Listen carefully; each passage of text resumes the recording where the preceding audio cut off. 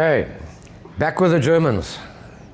As you can see, X6, BMW, this is the S63.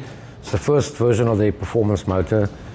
A little bit more reliable than the N63, which is total horseshit. Based on the same design. If you watched one of our other videos, you would have seen the M6 build. That is the newer S63, a lot better. And you know, when you are building a performance motor, the first thing is put in forged internals. So Germans, I don't know what the hell they're thinking. Yeah, we're back to the shitters on this motor. As you can see, the whole subframe, everything out. So the amount of stripping that goes into one of these things is just over and above. It's crazy. It's, as I said to you, German engineers, yeah, they definitely hate mechanics. So, okay, so I'm going to leave this one to Steph. He's got enough experience on these now. He's just going to get the heads off with all the auxiliary equipment and flip it over and get the sump off so we can see. We suspect the crank is badly damaged here due to the knock. It first overheated and then it continued to drive until it stopped. So I'm expecting the crankshaft to be completely stuffed. Just to give you an idea, a crankshaft from BMW is just on 60,000 Rand for this motor. Not cheap at all. How you justify that cost, don't ask me. It's not forged, so. So we're looking at what the overall whole motor properly? This can be in excess of 200k here, depending on what needs to be replaced. So we're going to tear down. That's where we're stopping with the build. Then the customer will decide if he's got deep enough pockets to continue with this project. Okay, and there we go.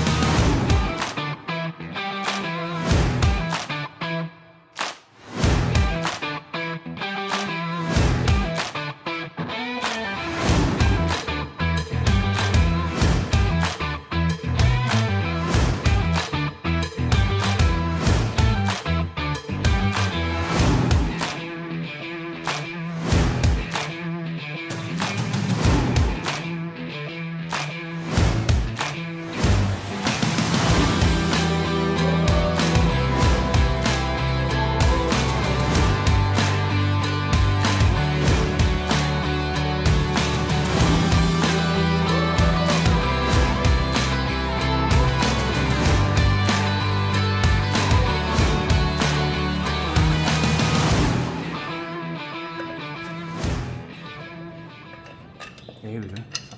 Finally. Oh, there it is. Oh, there it is. Yeah. I must put this on. I must put this on. There's a rod there. Okay, the rod broke the pump. That's the rod. Hectic. Okay, so the rod broke the pump. Right, welcome back to Living the Build. Topic today is the X6M. Unfortunately, we don't have great news today. As a matter of fact, we have terrible news today. Absolutely. So, in short, before we get into the details, this motor is absolutely toast and there's pretty much nothing we're going to reuse on this besides the external dressings. We're going to have to quote the customer now and ask him what route he wants to take with us. So Jay, if you want to take it away and tell them where our big problem is here. Right, so first issue, conrod through the block. So the block is completely unusable. So that's the actual conrod that connects to the piston, that connects to the crank. It's broken off and stuck itself through the side of the block. If we look in the top here, Jay. Right, so there you can see the pickup strainer for the oil pump. Oil pump is completely broken. So the suspicion is the oil pump seized, loss of oil pressure through the rod, through the block. Yeah, and you can see it's been doing that for quite a bit. Yeah. Well, when we say a bit, guys, this could be seconds. Yeah. 20 seconds is enough, 10 seconds is even enough for this. The moment you oil starved, that bearing is running directly onto that crank, that metal is starting to get hot, and what happens when two pieces of metal get hot together? They want to weld together. This obviously grabbed onto that rod. Jay, do you agree? Yep. And then that rod broke off from the piston and shot itself into the block. We're guessing that the block came second, the rod broke first loose, swung, hit onto the oil pump, and then stuck itself out the side of the block. So this is about as toast as you can get, guys. This motor is absolutely 100% destroyed. We'll need to look at one of two options, a brand spanking new motor from BMW themselves, or an alternative would be an import motor. Yep. More cost effective, but comes with risk and reward, but at a massively reduced price. So yeah, let's see. Bad news today for the customer. Let's see what he says. That's it. Okay, stop it. Wait for me also. Just this corner, please. There we go. This will open. Oh, both are broken. Both rods are broken. Both, there we go. Both are off. Shine that side. Holy shit. Inside that sleeve. Comes from this side. Look at this. You know what could have happened here, Steve? Check the gudgeon pins out. Circle could have popped off here. So, further information. Both rods on, what's it, cylinder 1 this, no? 4 and 4 and 4 and 8. Yeah. So, both rods have broken off. This is about as toast as you can possibly get. There's rod 1 and rod 2 is sticking out the side of the block here. Guys, this is broken. Like broken. Damn. To be honest, I've never seen it this broken before. This is new. Man, I feel bad for this customer. Yeah. So in reality, what we can use is the dressings that's on the outside, but we're literally talking change in the bigger picture here. This is small money that we're talking about. There's nothing to recycle here. Maybe the starter we can use. We wouldn't recycle a water pump anyway. Tensioners we'd replace anyway as just a due course. Yeah. We can pump alternator through. I mean, theoretically, we can push that piston through. As the head's off. Yeah. Yeah. Grab, where's that rod? Check at the bottom there as I push that piston through. There it is. Yeah. There it is. There you go.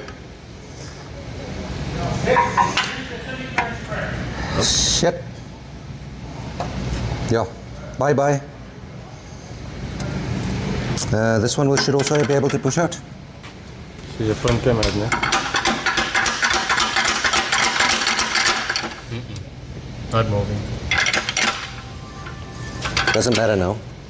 The clip came out of the gudgeon pin.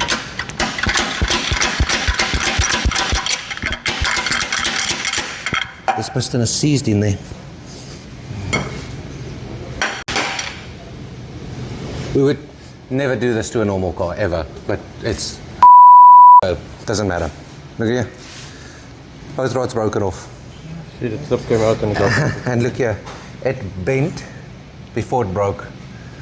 Wat was die oorsaak? Wheel starvation. Because if you look here, both rods are seized to the actual crank.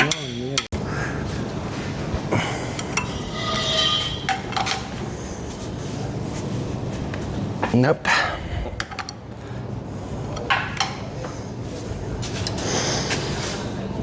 We're not even going to get this loose.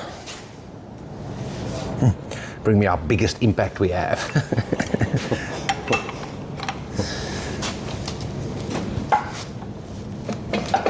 No. Crank is seized. Solid. Solid seized, fuss. Klaar. I don't even think you're going to be able to strip this apart. I'll take the some piece off so the customer can see better. Take the big piece off so we can see the crank and the conrods better. Yeah, take it off. Yeah. But don't burn too much time on it, it's done. I don't want to burn any more time than what we need Just to. want to get the sample now, that's it, nothing more. So we can just see better onto the crank. That's it.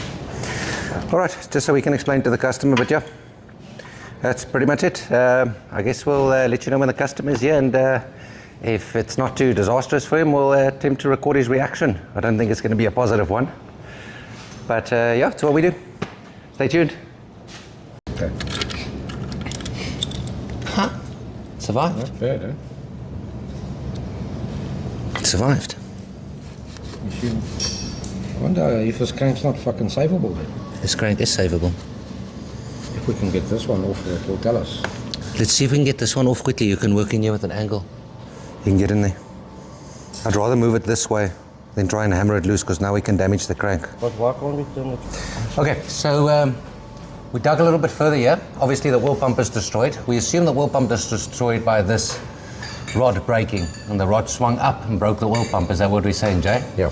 The question is why? So if you look at the journals here on the crank, they look pretty okay so far. We'll need to look at the rest, but it looks pretty okay, which tells us this was first the rod getting broken, then the wheel pump went afterwards.